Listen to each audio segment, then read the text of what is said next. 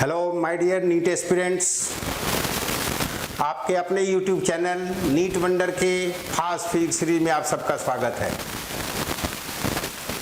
इस सीरीज के पहले लेक्चर में हमने चार्ज शेयरिंग और चार्ज डेंसिटी के बारे में पढ़ा था। आज हम लोग इसी इलेक्ट्रोस्टैटिक्स के फोर्स एस्पेक्ट के बारे में पढ़ेंगे। स्टार्ट करते हैं हम लोग वेल नोन कूलम्ब्स लॉ से, जो आप सब जानते भी हैं, समझते भी हैं, और उसके बारे में हम थोड़ी सी जानकारी जो एक्स्ट्रा जरूरत है उसको डिस्कस करेंगे। तो ये है आपका Coulomb's law, F is equal to 1/4 pi epsilon naught Q1 Q2 upon R square. इस फोर्स के मैग्नीट्यूड को निकालते समय हम Q1 Q2 के साइन को कंसीडर नहीं करते। इसके साइन को कंसीडर हम सिर्फ इसके फोर्सेस के डायरेक्शन को पता करने के लिए करते हैं। साथ साथ जिस कूलम्ब्स लॉ में Q1 Q2 को आप देख रहे हैं, यह Q1 Q2 पॉइंट चार्जेस होते हैं। मीन्स की एक्सटेंडेड बॉडी के बिहेवियर को हम अलग से पढ़ेंगे। तो और तीसरी चीज कि चाहे Q1 में से Q2 में से कोई भी बड़ा हो कोई भी छोटा हो, लेकिन जो फोर्सेज, जितना फोर्सेज Q1 Q2 पर लगाएगा उतना ही फोर्सेज Q2 भी Q1 पर लगाएगा, न कम न ज्यादा, दोनों इक्वल होंगे, डायरेक्शन दोनों का बिल्कुल अपोजिट होगा। यह फोर्स इन दोनों चार्जेस को ज्वाइन कराने वाले लाइन के अलोंग लगता है। मीन्स कि ये हैं आपके दो पॉइंट्स A और B, यहां पर रखा हुआ है चार्ज Q1, यहां पे रखा हुआ है चार्ज Q2, इनके बीच का डिस्टेंस R है। सपोज कर लें दोनों अगर अपोजिट नेचर के चार्जेज हो, मीन्स कि एक पॉजिटिव हो एक नेगेटिव हो, तो दोनों एक दूसरे को अट्रैक्ट करेंगे। अगर यह Q1 Q2 को अट्रैक्ट करेगा तो अपनी तरफ खींचेगा, मीन्स कि फोर्स का डायरेक्शन होगा अलोंग BA। और अगर यही Q1 Q2 के साइन सेम हुए तो यह Q1 Q2 को रिपेल करेगा और फोर्स का डायरेक्शन B से दूर की तरफ होगा, जिसको हम कहते हैं कि the force will B along AB produced. And similar is the case with Q2 भी जब Q1 को अट्रैक्ट करेगा तो अपनी तरफ खींचेगा, फोर्स का डायरेक्शन होगा अलोंग AB। लेकिन अगर Q2 Q1 को रिपेल करेगा, रिपेल कब करता है? जब सेम साइन होते हैं दोनों चार्जेस के, मींस की नेचर सेम होते हैं, मींस की दोनों पॉजिटिव या दोनों नेगेटिव होंगे। तो इस कंडीशंस में रिपेल करने के केस में फोर्स का डायरेक्शन होगा अलोंग BA प्रोड्यूस्ड, मींस की A से आगे की तरफ इसे धक्का देकर के भगाएगा। तो आपने देखे कि Q1 Q2 पॉइंट चार्जेस होंगे, Q1 Q2 के साइन को कंसीडर नहीं करते फोर्स लगाते समय, चाहे कोई भी चार्जेस बड़ा हो या छोटा हो, दोनों के फोर्सेस के मैग्नीट्यूड इक्वल होंगे, डायरेक्शन जस्ट अपोजिट होगा। जरा सा जाने इसके चार्जेस के डिस्टेंस के, इस 1/4 पाई एप्सिलॉन नॉट के और F के यूनिट्स के बारे में, क्योंकि किसी भी प्रॉब्लम को सॉल्व करने में ध्यान रखें, symmetry of units must be maintained. अगर हम SI यूनिट लेते हैं तो SI यूनिट में Q1 और Q2 दोनों कूलम्ब्स में होने चाहिए। अगर नहीं है कूलम्ब्स में तो सबसे पहला काम आपका होगा इसे कूलम्ब्स में कन्वर्ट करने का। सपोज कर लें 2 माइक्रो कूलम है तो आपको इसे लिखना पड़ेगा 2 × 10⁻⁻⁶ कूलम। नैनो कूलम है, अगर 2 नैनो कूलम है तो आपको लिखना पड़ेगा 2 × 10⁻⁹ कूलम। सबसे पहला काम चार्जेस को कूलम में कन्वर्ट करने का, अगर ऐसा यूनिट को यूज कर रहे हैं तो। यह R जो डिस्टेंस है, अगर यह मीटर में है देन इट्स ऑल राइट, अगर नहीं है तो आपको कन्वर्ट करना पड़ेगा। सपोज कर लें यह सेंटीमीटर में है, 3 सेंटीमीटर है तो आपको लिखना पड़ेगा 3 × 10⁻⁻² मीटर, और अगर 3 मिलीमीटर है तो 3 × 10⁻³ मीटर। तो यह काम आपको जरूर करना पड़ेगा। जब ये दोनों के यूनिट्स आप कन्वर्ट कर लेंगे कूलम में और इसको कर लेंगे मीटर में, तब जाकर के आप इस 1/4 पाई एप्सिलॉन नॉट का वैल्यू 1/4πε0 का वैल्यू जो लेंगे वह होगा 9 × 10⁹ यूनिट्स। ये r² इधर आएगा, Q1 Q2 नीचे आएगा, मीन्स की न्यूटन मीटर स्क्वायर पर कूलम्ब स्क्वायर। और अगर ये तीनों एसआई यूनिट में है तो फोर्स जो निकल करके आएगा, फोर्स का यूनिट क्या होगा, न्यूटन। लेकिन सपोज कर ले एसआई यूनिट में नहीं है, ये सारे क्वांटिटी जो है सीजीएस यूनिट्स में है, या कोई सीजीएस में है, कोई जो है एसआई यूनिट में है, तो सबको सिमेट्री कन्वर्जन के लिए आपको सीजीएस यूनिट में इसको कैसे कंसीडर करेंगे सो देखते हैं। Q1 Q2 का यूनिट होगा स्टैट कूलम्ब, या इसी को कहते हैं स्टैटिक कूलम्ब, या इसी को कहते हैं ESU ऑफ चार्ज, या इसी को कहते हैं फ्रैंकलिन। ये कोई भी यूनिट्स आप दे सकते हैं। और ये होते कितने हैं, एक्चुअली 1 कूलम जो है वो होता है 3 × 10⁹ स्टैट कूलम। तो यह काम आपको कर लेना पड़ेगा। फिर R जो लेंगे वह किस में होगा, सेंटीमीटर में, नहीं है तो मीटर में है, या अदर किसी यूनिट में है तो सबसे पहले आपको उसे सेंटीमीटर में कन्वर्ट करना होगा। और जैसे ही इन दोनों के यूनिट्स आपने सीजीएस यूनिट में ले लिए, आपको 1/4πε0 का वैल्यू भी सीजीएस यूनिट में लेना पड़ेगा, और वह वैल्यू होता है 1। और यूनिट इसका तो था न्यूटन मीटर पर कूलम्ब स्क्वायर, इसका होगा डाइन सेंटीमीटर स्क्वायर पर स्टैट कूलम्ब का स्क्वायर, पर स्टैट कूलम्ब स्क्वायर। तो और इन सब को जब आप सीजीएस यूनिट में ले लिए तो फिर फोर्स किस में आएगा, force will be in the unit of dyne. ये सब चार्जेस के बारे में जरूर याद रखें। इसके बाद अब हम लोग डिस्कस करने वाले हैं इस 1/4πε0 को। आपने देखा था कि ग्रेविटेशनल फोर्स के केस में, यह तो हम इलेक्ट्रोस्टैटिक फोर्स की बात कर रहे थे, अगर आप ग्रेविटेशनल फोर्स को याद करें तो F ग्रेविटेशनल होता था Gm1m2/r²। बहुत सिमिलरिटी है दोनों में, सिमिलरिटी दोनों 1/r² को फॉलो करते हैं। डिसिमिलरिटी भी है, यह अट्रैक्टिव भी हो सकता है, रिपल्सिव भी हो सकता है, लेकिन यह हमेशा अट्रैक्टिव होता है। एक और चीज, हालांकि यह 1/4πε0 यहाँ के लिए कांस्टेंट है, लेकिन यह इस G के जैसा कांस्टेंट नहीं है। G को तो हम लोग कहते थे यूनिवर्सल ग्रेविटेशनल कांस्टेंट, मीन्स कि कहीं भी चले जाएं, धरती पे, पाताल में, आकाश में, हवा में, पानी में, कहीं भी इस G का वैल्यू तो हमेशा सेम रहता है, लेकिन यह 1/4πε0 का वैल्यू हमेशा सेम नहीं रहता, क्योंकि यह ε0 बदलते रहता है। यह ε0 का वैल्यू आपने देखा 1/4πε0 का वैल्यू तो है 9 × 10⁹, तो ε0 का वैल्यू अगर हमें निकालना होगा तो यह हो जाएगा 1/4π × 9 × 10⁹, और यह जब आप सॉल्व करेंगे 8.854 × 10⁻⁻12, और यूनिट इसका देखें ठीक उल्टा इसके, यहाँ न्यूटन मीटर स्क्वायर पर कूलम्ब स्क्वायर है, यहाँ होगा कूलम्ब स्क्वायर पर न्यूटन पर मीटर स्क्वायर। तो इस तरह से आप ε0 का वैल्यू निकाल लिए। या तो था सीजीएस यूनिट में, अगर यही चीज आपको, सॉरी एसआई यूनिट में यही चीज आपको अगर सीजीएस यूनिट में निकालना होगा तो आपने देख रखा है 1/4πε0 का वैल्यू 1 होता है। सीजीएस यूनिट में 1/4πε0 का वैल्यू 1 होता है, तो ε0 का वैल्यू क्या होगा, 1/4π। और इस तरह से आप 1/4πε0 के वैल्यू से ε0 का वैल्यू देखे हैं। यह ε0 किसी मीडियम का नहीं है, यह सिर्फ एयर, वैक्यूम या फ्री स्पेस के लिए लेते हैं।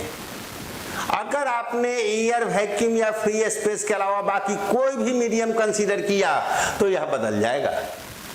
आखिर यह बताता क्या है यह बताता है मीडियम के चार्जेस के साथ बिहेवियर के बारे में। जो मीडियम, जिस मीडियम में भी चार्जेस आपस में ज्यादा फोर्स लगाएंगे वहां इसका वैल्यू कम, और जिसमें फोर्सेस कम लगेगा उसमें इसके वैल्यू ज्यादा। कहते इसे हैं electric permittivity. But this is the electric permittivity of free space और एयर, दोनों के करीब करीब एक जैसे होते हैं अप्रोक्सीमेटली। तो अगर किसी दूसरे मीडियम का लेना हो तो वहां हम एप्सिलॉन नॉट नहीं लिखते, वहां सिंपली एप्सिलॉन लिखते हैं। सपोज कर लीजिए कि किसी मीडियम के एप्सिलॉन का परमिटिविटी का वैल्यू एयर से 10 टाइम्स ज्यादा है, मीन्स कि उसमें फोर्सेस 10 टाइम्स कम लगेंगे दो चार्जेस के बीच। सेम सिचुएशंस में अगर चार्जेस रखे हो तो वहां फोर्सेस 10 टाइम्स कम लगेंगे। और इसी एप्सिलॉन को हम लोग कहते हैं इलेक्ट्रिक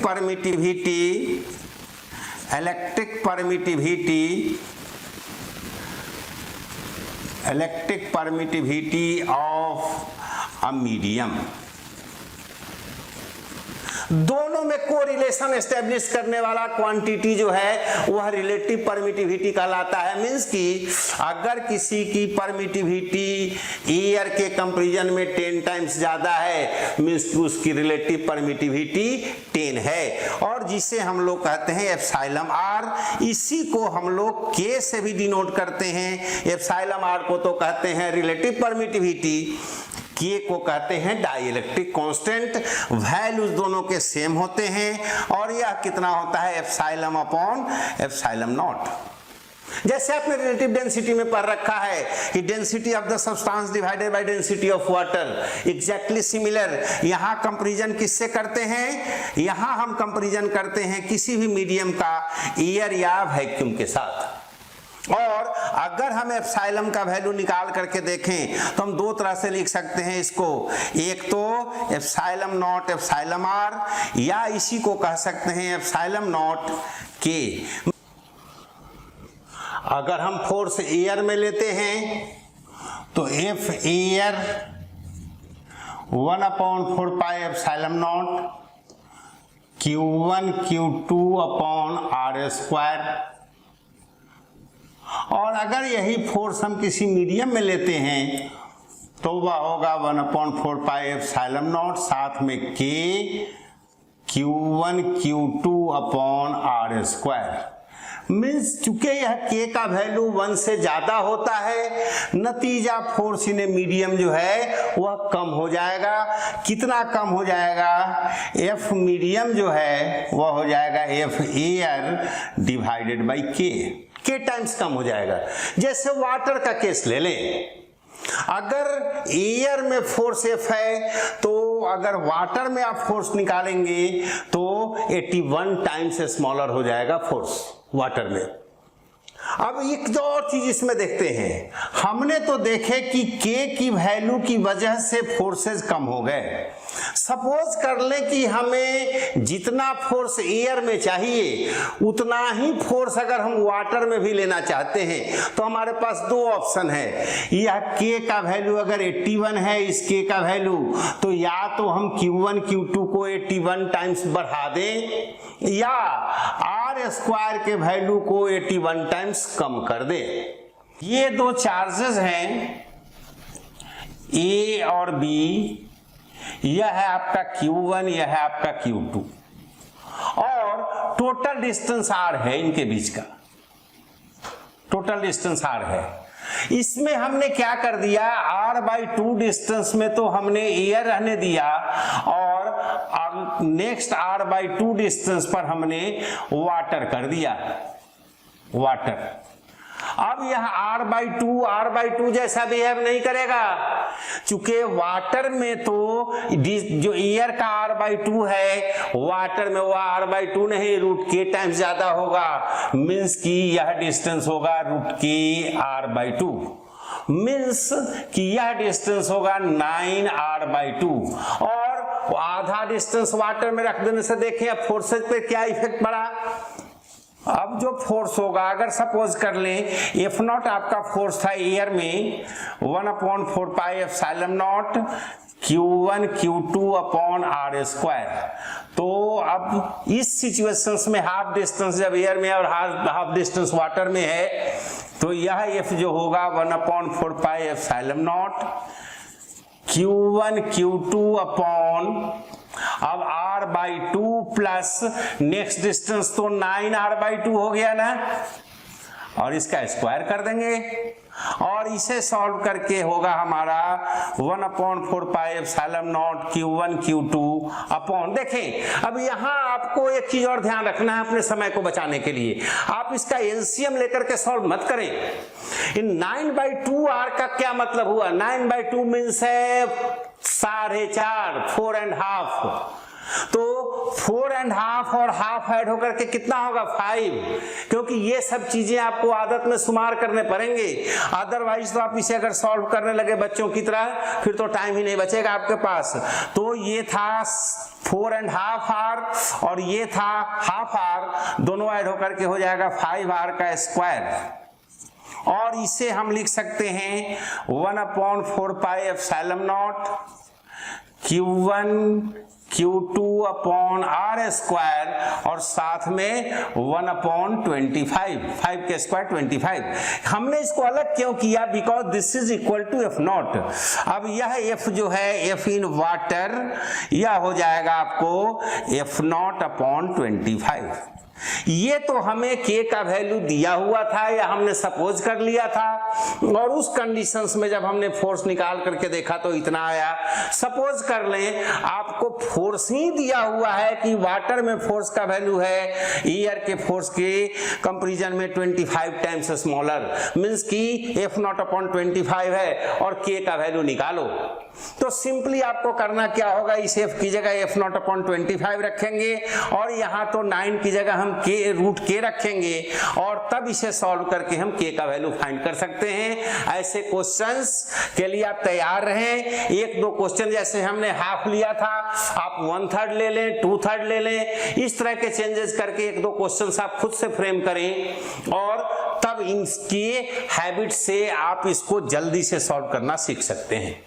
पहले हमें फाइंड करना है force on a small cube, और इसे फाइंड करने में हम एक को तो प्रॉपर तरीके से देखेंगे, उसके बाद हम उसे आसान तरीके से कैसे कर सकते हैं उसके बारे में देखेंगे।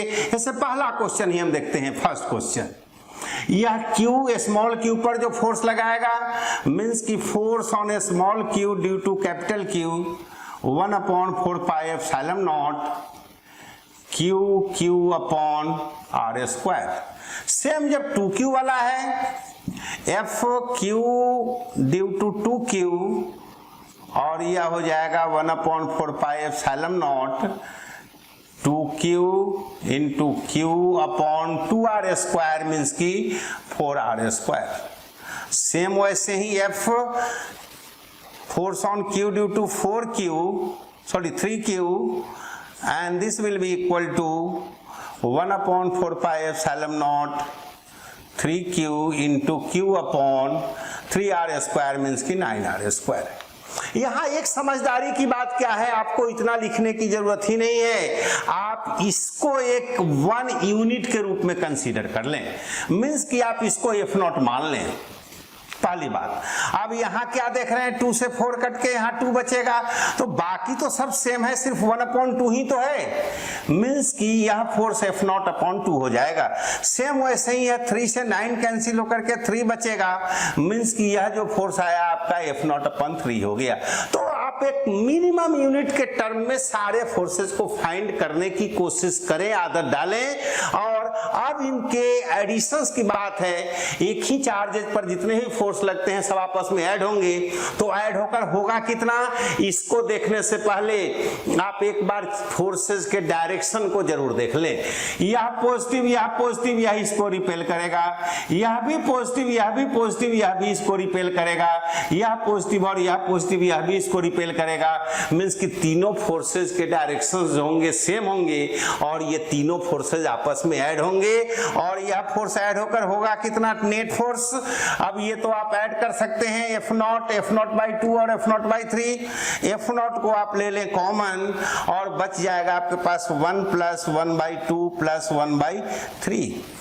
और इसको जब आप सॉल्व करेंगे यह हो जाएगा F0 और अगर आप एलसीएम लेते हैं तो ये 6, ये हो जाएगा 6 + 3 9, 9 + 2 तो 11, मीन्स कि आपका जो टोटल फोर्स होगा वह 11/6 × 1/4πε0 Q/r², क्योंकि यह F0 तो यही है ना, इसी को आपने F0 मान रखा है ना।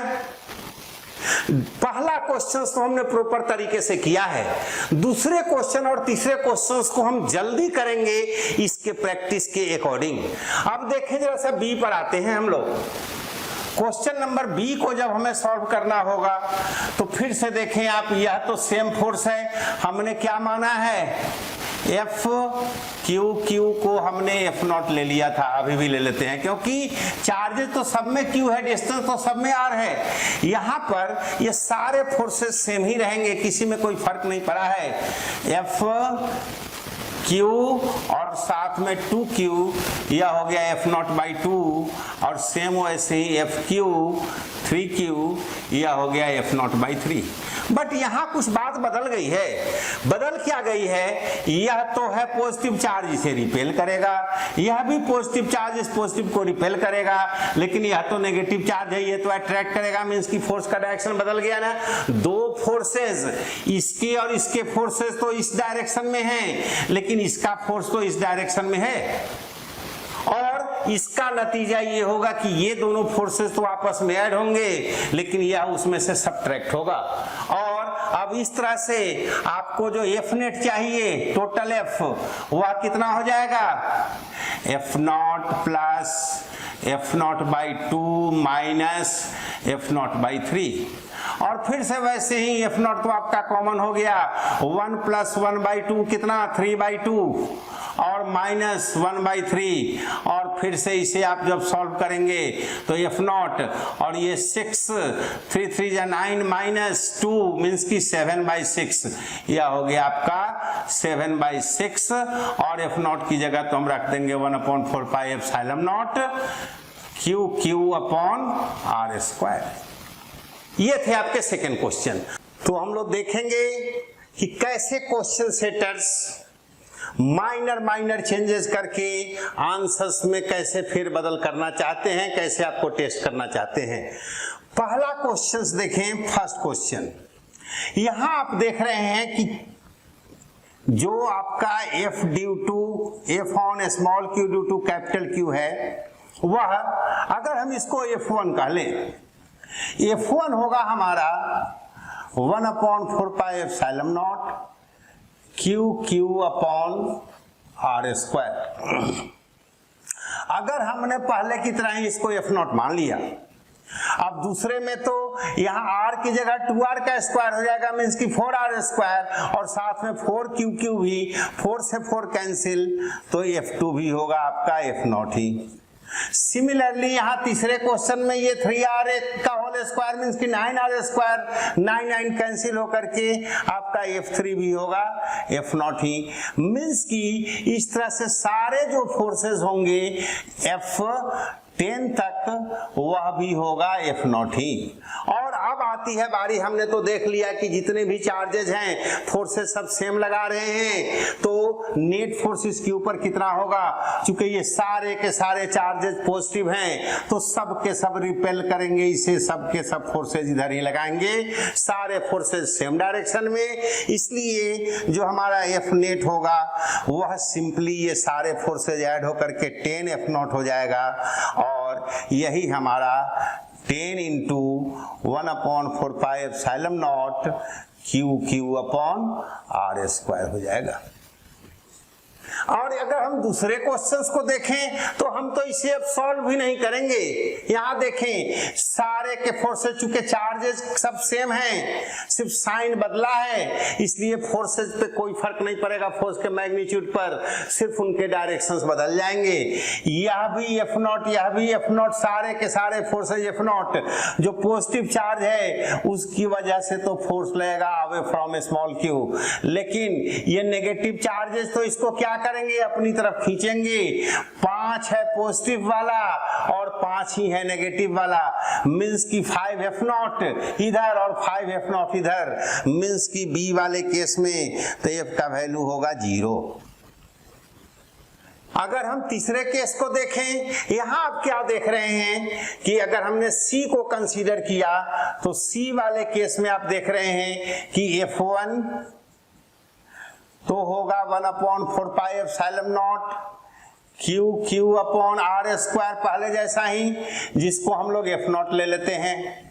दूसरे वाले में यहां 2r का होल स्क्वायर होकर 4r स्क्वायर बनेगा, और यह 8q है तो कट करके यहां पर 2 बच जाएगा, मींस की F2 जो होगा वो आपका 2f नॉट होगा। सिमिलरली F3 के केस में 3f नॉट होगा, F3 आपका 3f नॉट होगा, और इस तरह से जब आप आगे बढ़ते जाएंगे तो F10 जो होगा वो होगा 10f नॉट। अब आपको टोटल फोर्स चाहिए तो इन सारे को ऐड करना पड़ेगा। F कितना होगा, f नॉट तो कॉमन ले लें, 1 + 2 + 3 + डॉट डॉट डॉट डॉट कहां तक, +10 तक, 10 तक इसे ऐड करना है। ये सारे देख रहे हैं, यह एक अरिथमेटिक प्रोग्रेशन बना रहे हैं जो कि नेचुरल नंबर्स का सम है, और आपने नेचुरल नंबर्स के लिए फॉर्मूला पढ़ रखे हैं, अगर नहीं याद हो तो कर लें, वहां SN का फॉर्मूला, लेकिन ध्यान रहे सिर्फ नेचुरल नंबर्स के लिए SN का फॉर्मूला होता है n × n + 1/2। n है यहाँ 10 टाइम्स है, मीन्स की 10 × 11/2, और इसे ऐड करके आएगा आपका 55, मीन्स की ये f होगा वह 55f नॉट होगा। और इस तरह से हम इसे लिख सकते हैं 55 × 1/4 pi epsilon naught Q upon R square. जो आपका फोर्थ क्वेश्चन है डी में थोड़ी सी समझदारी आपको दिखानी है। हमने देखा है कि इसके फोर्सेस सब बढ़ते जा रहे हैं, इसका होगा f नॉट, इसका होगा 2f नॉट, इसका होगा 3f नॉट, इसका होगा 4f नॉट, इसका होगा 10f नॉट। लेकिन यहां बदल क्या गया है, पॉजिटिव वाले सारे चार्जेस का फोर्स होगा इधर और नेगेटिव वाले सारे चार्जेस का फोर्स होगा इधर। हम एक और चीज देख रहे हैं, पहला पॉजिटिव और दूसरा जो है नेगेटिव, यह f नॉट है, यह 2f नॉट है, मींस कि इस दोनों को अगर कंसीडर करें तो एक f नॉट तो बच जाएगा। वैसे ही इस दोनों को कंसीडर करें तो 3f नॉट और ये 4f नॉट, तो एक f नॉट तो इसका एक्स्ट्रा होगा, मींस कि जो आपके रिपल्सिव फोर्सेज हैं उससे जो आपके अट्रैक्टिव फोर्स हैं, 5 इस तरह के पेयर बनते हैं, एक इसका फिर इसका, उसी तरह से 5 पेयर बनते हैं। हर एक पेयर का कंट्रीब्यूशन f नॉट है इधर की तरफ, तो 5f नॉट इसका टोटल वैल्यू होगा, तो f जो होगा वह 5f नॉट होगा, और यह हो जाएगा 5 × 1/4 pi epsilon naught Q upon R square. अब यहां हम देख रहे हैं कि फिर से हमें स्मॉल q पर फोर्स निकालना है, फोर्स ऑन स्मॉल q, और इन सारे चार्जेस की वजह से आप देखें चार्जेस में कोई फर्क नहीं आ रहा है, उनके मैग्नीट्यूड सारे चार्जेस के सेम हैं। डिस्टेंस r हो गया, 2r हो गया, डबल होते जा रहा है, 4r हो गया, फिर 8r हो जाएगा, फिर 16r हो जाएगा, मीन्स कि इस तरह से डिस्टेंसेस जो है बढ़ते जा रहे हैं। यहाँ पर एक फर्क हो गया है, अल्टरनेट चार्जेस जो है नेगेटिव है या पॉजिटिव है, या नेगेटिव है या पॉजिटिव है, नेक्स्ट चार्ज नेगेटिव है, फिर से पॉजिटिव है, फिर नेगेटिव है, और इस तरह के इनफाइनाइट सीरीज बनते हैं। तो यहां अगर हम पहले क्वेश्चंस को देखें तो सारे फोर्सेज हम निकालेंगे, हम F1 निकालेंगे। F1 कितना होगा 1/4 pi epsilon not QQ upon R square. फिर से हम इसको F0 ले लेते हैं पहले जैसा ही।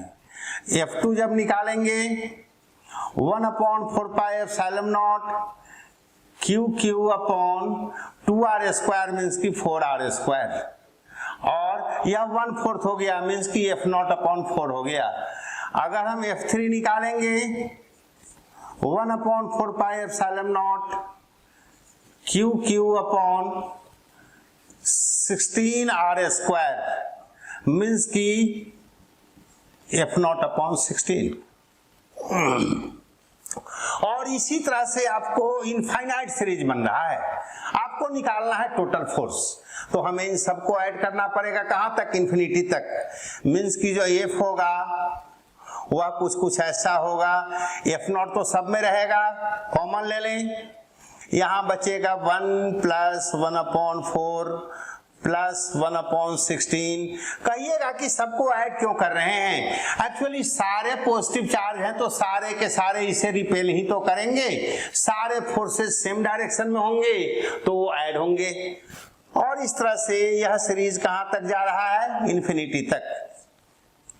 ध्यान से देखें, यह सीरीज आपका अरिथमेटिक प्रोग्रेशन नहीं है, यह सीरीज आपका ज्योमेट्रिक प्रोग्रेशन है। ज्योमेट्रिक प्रोग्रेशन में आप जानते हैं फर्स्ट टर्म होता है और एक कॉमन रेशियो होता है। यहां पर हम देख रहे हैं कि फर्स्ट टर्म जो A है वह तो 1 है और जो कॉमन रेशियो R है वह 1/4 है। मीन्स की आप हर एक टर्म को 1/4 से मल्टीप्लाई करते चले जाएं, आपको आगे के टर्म मिलते जाएंगे।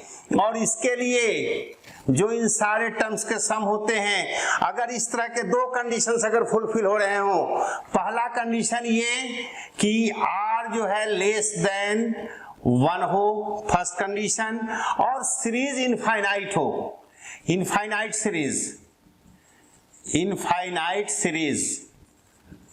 तो ऐसे केसेस में जो Sn होता है A/1 माइनस R। मीन्स अगर हम इन सबको जोड़ें, F0 A की जगह तो 1 हो गया, अपॉन 1 माइनस 1/4 मीन्स की 3/4, और इसे हम लिख सकते हैं 4/3 F0, और F0 आपको पता है 4/3, और F0 हमारा कितना आया था 1/4 pi epsilon not QQ upon R square. और इस तरह से आप नेट फोर्स को जल्दी फाइंड कर सकते हैं। ये फॉर्मूला आपको याद रखना पड़ेगा, फिजिक्स में बार बार यूज होता है इनफाइनाइट सीरीज के केस में। और सिंपल दो बातों का ध्यान रखना होता है, यह R जो है 1 से स्मॉल होना चाहिए और सीरीज इनफाइनाइट होना चाहिए। अब इसको जरा सा देखते हैं, इसमें भी बदला क्या है, मैग्नीट्यूड तो बदले नहीं है जी, बिल्कुल सेम है। तो इस स्टेप को तो हमें कुछ भी करने की जरूरत नहीं है। अंतर क्या हो गया है, यहां पर देखें, जो पॉजिटिव चार्जेस हैं वो तो रिपेल करेंगे, जो नेगेटिव चार्जेस हैं वो अट्रैक्ट करेंगे। और इस तरह से एक फोर्स इधर है, दूसरा फोर्स इधर है, मींस की एक में से दूसरे को सारे पॉजिटिव वाले के फोर्स ऐड होंगे और सारे नेगेटिव वाले के फोर्सेस सब्ट्रैक्ट होंगे। तो यहां जब हम बी पार्ट में देखते हैं तो बी पार्ट में यही F हमारा हो जाएगा, फिर से F0 जैसे पहले जैसा, 1 तो पॉजिटिव है लेकिन 1/4 क्या होगा, नेगेटिव होगा, -1/4। फिर से +1/16 लेकिन -1/64। और इस तरह से कहां तक जाएगा, ये इनफाइनाइट सीरीज बन रहा है। ऐसे अंतर सिर्फ एक हुआ है, A तो यहां पर भी 1 है लेकिन R यहां पर 1/4 नहीं है, R यहां -1/4 है। पॉलीगन ऐसे फिगर को कहते हैं जिनमें मोर देन 2 साइड्स हो। दो तरह के पॉलीगन, रेगुलर और इरेगुलर।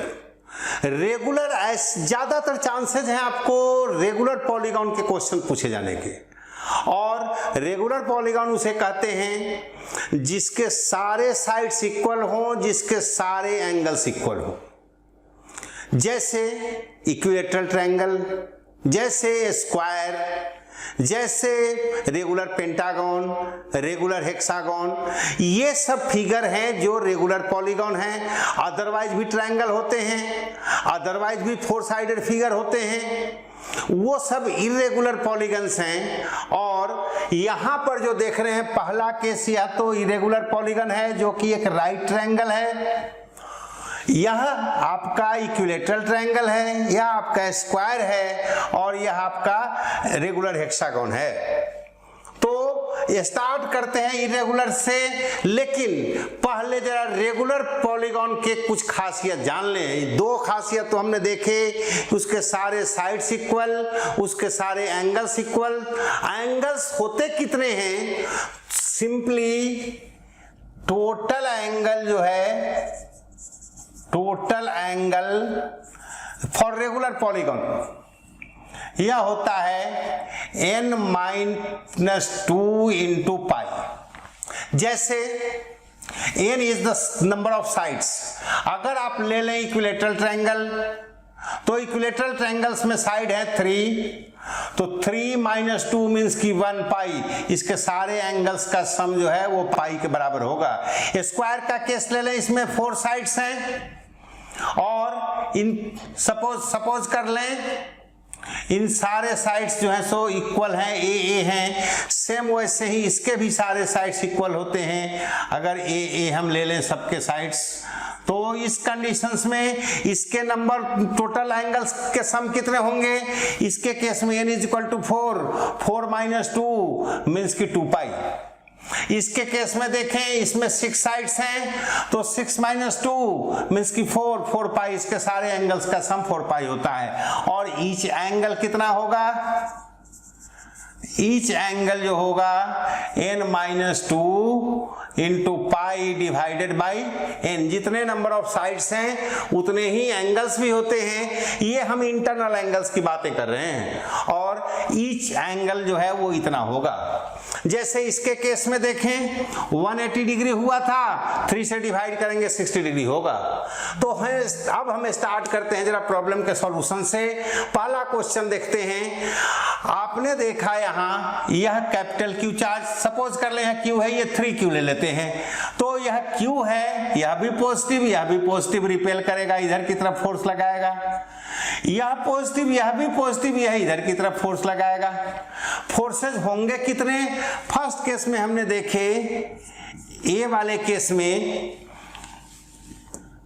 F1 मान लेते हैं इसके फोर्स को, तो यह होगा आपका 1/4 pi epsilon naught Q upon a square, means कि इसको हम F0 मान लें जैसे पहले मानते रहे हैं। इसके केस में देखें, इसके फोर्स को F2 कह लें, 1/4 pi epsilon not 3Q upon √3a का स्क्वायर, मीन्स की 3a स्क्वायर, 3 कैंसिल, मीन्स की यह भी आपका F0 ही है। और यह भी F0, यह भी F0। दोनों फोर्सेज एक दूसरे से 90 डिग्री के एंगल पे हैं। और ध्यान रहे, कुछ चीजें जल्दी सॉल्यूशंस के लिए याद रखेंगे कि जब भी कभी 2 वेक्टर इक्वल हो उनके मैग्नीट्यूड, मीन्स कि अगर 2 वेक्टर है A और B, इनके मैग्नीट्यूड इक्वल हो, यह भी A के बराबर ही हो, A भी A के बराबर, B का मैग्नीट्यूड भी A के बराबर। और पहला केस में अगर थीटा हो गया इनके बीच का, मीन्स कि A और B के बीच का एंगल थीटा अगर 60 डिग्री हो गया, तो जो रिजल्टेंट होगा मीन्स कि दोनों का सम होगा वह √3a के बराबर होगा। दूसरा केस, थीटा अगर हो 90 डिग्री, तो उस केस में R जो होगा वह होगा √2a। और तीसरा केस, ये 3 केस बड़े इंपॉर्टेंट हैं, थीटा अगर हो 120 डिग्री तो R जो होगा वह a के बराबर ही होगा। और इसको अगर याद रखेंगे तो आपको इसको ऐड करने में कोई टाइम ही नहीं लगेगा। f जो होगा, चूंकि f1 और f2 के बीच का है, दोनों के मैग्नीट्यूड सेम है, एंगल 90 डिग्री है, यह √2f0 होगा। मीन्स की √2 into how much 1/4 pi epsilon not QQ/a²। यह a का सॉल्यूशन हो गया। बी के पार्ट में आपसे यह पूछा गया है कि सारे चार्जेस इस पर और इस पर कितने फोर्सेज लगेंगे। तो देखें, यह नेगेटिव, यह पॉजिटिव, अगर हम यहीं से ए से स्टार्ट करते हैं, यह इसको क्या करेगा, अट्रैक्ट करेगा इधर की तरफ, और यह पॉजिटिव, यह भी पॉजिटिव, यह इसको क्या करेगा, रिपेल करेगा इधर। पर ध्यान रहे, साइन तो नेगेटिव पॉजिटिव है, लेकिन मैग्नीट्यूड चार्जेस के सेम हैं और सबके डिस्टेंसेज भी सेम हैं, इसलिए फोर्सेज तो सेम ही होंगे, क्योंकि फोर्स के मैग्नीट्यूड निकालने में हम चार्ज के साइन को कंसीडर नहीं करते। चार्ज के साइन को तो हम सिर्फ डायरेक्शन पता करने के लिए यूज करेंगे। तो अगर इसको हमने F0 मान लिया तो यह भी F0 होगा। सिमिलरली इसको ये रिपेल करेगा तो इधर की तरफ, और ये इसको अट्रैक्ट करेगा तो इधर की तरफ, यह भी F0 होगा, यह भी F0 होगा। मैग्नीट्यूड, डायरेक्शन, फोर्सेज इक्वल नहीं है, फोर्सेज इक्वल होने के लिए मैग्नीट्यूड डायरेक्शन दोनों इक्वल होने चाहिए। ये we are talking only about the magnitude. तो यहां पर यह नेगेटिव है, यह इस नेगेटिव को यह भी अट्रैक्ट करेगा इधर की तरफ, इस नेगेटिव को यह भी अट्रैक्ट करेगा इधर की तरफ, यह भी फोर्स F0 होगा, यह भी फोर्स F0 होगा। और इसको हम ए वाले को 1 नंबर मान लें तो 1 नंबर का फोर्स जो होगा, इस पे टोटल फोर्स कितने होंगे।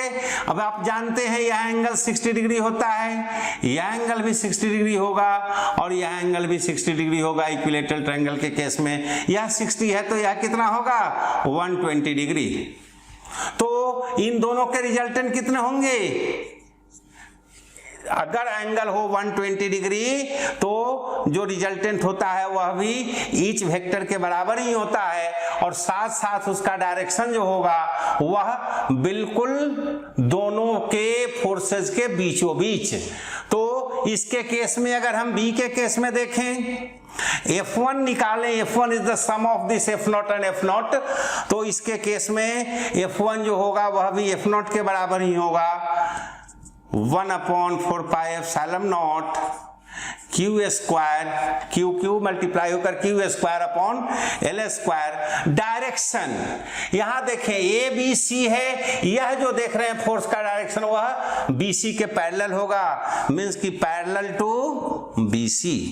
सेम उसी तरह से अगर हम B पर फोर्स निकालें तो अगर हम इसको F2 ले लें, यह भी एग्जैक्टली सेम मैग्नीट्यूड, तो यह F2 भी होगा F0 के बराबर ही, क्योंकि इनके बीच का भी एंगल 120 डिग्री है और इसका रिजल्टेंट भी इधर की तरफ होगा, यह भी F0 ही होगा, यह भी F0 ही होगा। और यह पैरेलल होगा AC के, मींस की F0 और यह हो जाएगा 1/4 पाई एप्सिलॉन नॉट Q²/L² और पैरेलल टू दिस, ये हमें इसके पैरेलल मींस की AC, पैरेलल टू AC। और जब हम C पॉइंट वाले चार्ज पर फोर्स निकालेंगे तो देख लें, यह फोर्स इधर, यह फोर्स इधर, दोनों के बीच का एंगल है 60 डिग्री, इसका रिजल्टेंट भी बीचों बीच होगा। और कितना होगा, 60 डिग्री के केस में हमने देखा √3 टाइम्स, मींस की F3 जो होगा हमारा वह होगा √3 F0 और यह हो जाएगा √3 1/4 पाई एप्सिलॉन नॉट Q²/L²। और इसका direction perpendicular to AB, perpendicular to AB, ये आएगा लाइन यहां परपेंडिकुलर। AB को हमने देख लिया, अब जरा C और D को देखते हैं। C के केस में हमसे स्मॉल क्यू पर फोर्स पूछा जा रहा है, तो यहाँ यह इस पॉजिटिव चार्ज को रिपेल करेगा इधर की तरफ, यह इस पॉजिटिव चार्ज रिपेल करेगा इसको इधर की तरफ। चूंकि ये दोनों पेयर ऑफ चार्जेज, ये पेयर ऑफ चार्जेज दोनों इक्वल हैं, डिस्टेंसेज इनके भी इक्वल हैं, तो यह अगर F0 होगा तो यह भी F0 ही होगा। बट इसका जो फोर्स होगा वो तो इधर की तरफ होगा, इधर की तरफ। मीन्स C के केस में अगर हम F1 देखें तो वह हो गया आपका 1/4πε0 QQ अपॉन A स्क्वायर। और यहाँ पर हमने देखा इसको हमने F0 मान लिया है, वैसे ही इसके फोर्स को अगर हम F2 कह लें यह भी F0 ही है। और अब F3 जरा निकालें, यह डिस्टेंस अगर ये है, यह A है, तो यह तो √2A होगा। और इसके केस में जो फोर्सेज होंगे 1/4πε0 QQ upon √2A square means की 2A स्क्वायर मीन्स की यह होगा F0/2, मीन्स की यह जो फोर्स होगा यह होगा F0/2। अब देखें तीन फोर्सेस हैं, हमें तीनों का सम निकालना है। पहले हम इस F0 और F0 को ऐड करेंगे। इस F0 और F0 को ऐड करने के लिए इनके बीच का एंगल है 90 डिग्री, इनका रिजल्टेंट होगा √2F0। तो एक है आपका इधर की तरफ और इन दोनों को हम खत्म कर दें, इन दोनों का रिजल्टेंट हो गया √2F0। और अब हमारे पास जो F होगा वह होगा √2F0 और प्लस F0/2। क्यों ऐड कर दिया हमने? क्योंकि ये √2F0 और F0/2 दोनों सेम डायरेक्शन में हैं। F0 को ले लें कॉमन, √2 प्लस 1/2, चाहे तो आप इसे एलसीएम ले लें या F0 का वैल्यू फिर यहाँ सिंपली पुट कर दें, √2 plus 1/2 1/4πε0 QQ upon A square, ये आपका रिजल्टेंट हो गया। और हेक्सागोन के केस में, रेगुलर हेक्सागोन, ध्यान रहे हमें इस पे फोर्स निकालना है। सेंटर पे इसके कोई चार्जेस हैं, सपोज कर ले स्मॉल क्यू है, तो यहां याद रहे कि हेक्सागोन के केस में हर वर्टेक्स से ये डिस्टेंस सेम होते हैं, ये सारे डिस्टेंसेस सेम होते हैं। ये साइड अगर ए है तो यह भी ए होगा, यह भी ए होगा, यह भी ए होगा, यह भी, सारे के सारे वर्टेक्स से सेंटर का डिस्टेंस भी यही होता है। और अभी अभी हमने देखा था कि इसके 6 एंगल्स हैं और 6 एंगल्स के सम 4π होते हैं। आपको एक एंगल चाहिए तो सिंगल एंगल जो है थीटा वह हो जाएगा 4 × 180 डिवाइडेड बाई 6 मीन्स की 120 डिग्री। और ये सारे के सारे लाइंस जो हैं इसको बाइसेक्ट करते हैं, तो ये सारे एंगल्स भी, ये 60 डिग्री, ये 60 डिग्री, मीन्स की ये पूरा का पूरा एक, ये पूरा जो बन गया, यह ट्रायंगल जो बन गया, यह इक्विलेटरल ट्रायंगल, तो सारे के सारे ये ट्रायंगल्स इक्विलेटरल ट्रायंगल्स होते हैं। यहां सेंटर पे आपको कोई सपोज कर ले स्मॉल क्यू चार्ज रखा हुआ है और इस पे फोर्स निकालना है, तो आप देखें यह क्यू इसको रिपेल करेगा, यह क्यू इसको रिपेल करेगा। चूंकि दोनों पेयर ऑफ चार्जेस सेम है, दोनों डिस्टेंसेस सेम है, तो दोनों फोर्सेज भी इक्वल होंगे और दोनों एक दूसरे को कैंसिल कर देंगे। इसके बाद आती है बारी, अब आप इसके फोर्स को देखें तो ये इसको रिपेल करेगा इधर की तरफ, ये इसको रिपेल करेगा इधर की तरफ। यह पॉजिटिव चार्ज है 3Q, यह इसको रिपेल करेगा इधर की तरफ, लेकिन ये -Q अट्रैक्ट करेगा इसको इधर की तरफ। इसको सॉल्व करने के लिए इसको और आसान आप कैसे बना सकते हैं? आप देख रहे हैं कि इधर 8Q रिपेल कर रहा है, इधर 4Q रिपेल कर रहा है, मीन्स की नेट रिपल्सन जो होगा किधर की तरफ, इधर की तरफ। और कैसे बिहेव करेगा कि जैसे ये 4Q नहीं है, ये 8Q नहीं है, सिर्फ यहीं पर एक 4Q है। यहां क्या हो रहा है, यह 3Q इसको रिपेल कर रहा है इधर की तरफ, ये -Q इसको अट्रैक्ट कर रहा है इधर की तरफ। दोनों फोर्सेस सेम हैं, इसको आप दो तरह से ले सकते हैं, या तो इस 3Q के बजाय 4Q ले लें तो 4Q का रिपल्सन, या इसको अगर नहीं लेते हैं आप तो आप इसके बदले -Q के बदले -4Q ले लें मीन्स कि आपके पास जो सिचुएशन बन गया वो कुछ कुछ इस तरह का, इधर की तरफ 4q, इधर की तरफ -4q,